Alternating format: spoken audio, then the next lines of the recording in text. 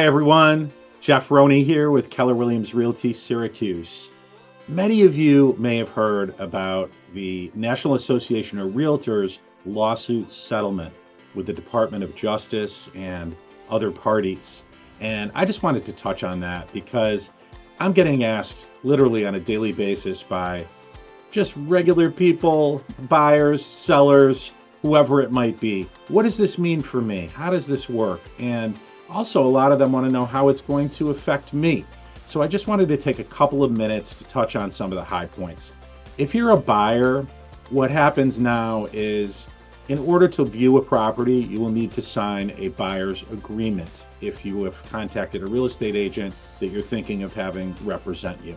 A buyer's agreement has to be in place, and it has to clearly state that commissions are negotiable, and it has to state what the compensation is to the realtor that's representing you. The compensation could take on many forms. Typically, it's a percentage of the sale price. It could also be a service fee, or it could even be an hourly rate. But it's negotiable between you and your real estate agent.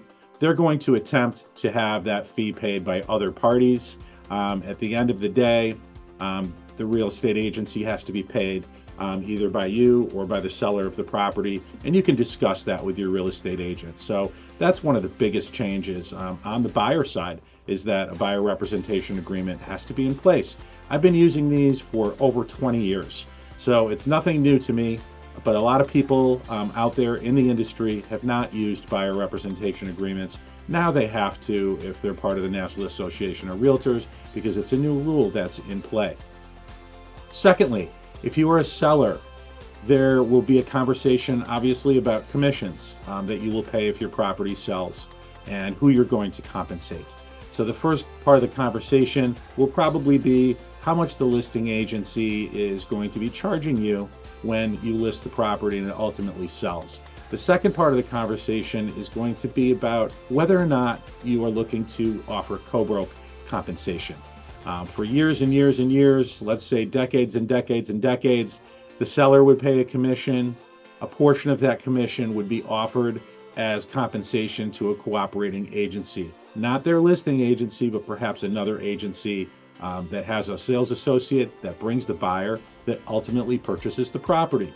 Compensation to co-broke agencies is not required. It's something that you can discuss with your real estate agent. Discuss what the pros and cons are, what the amount is that you may consider offering. It's all very transparent and it's negotiable, just like it always has been.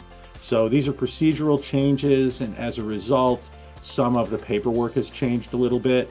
But overall, people are still looking to buy, people are still looking to sell, and real estate professionals are here to help folks do that, to share their expertise, to smooth out the process, to help sellers get more money, to help buyers get better values, to take care of any of the bumps in the real estate road that might come out.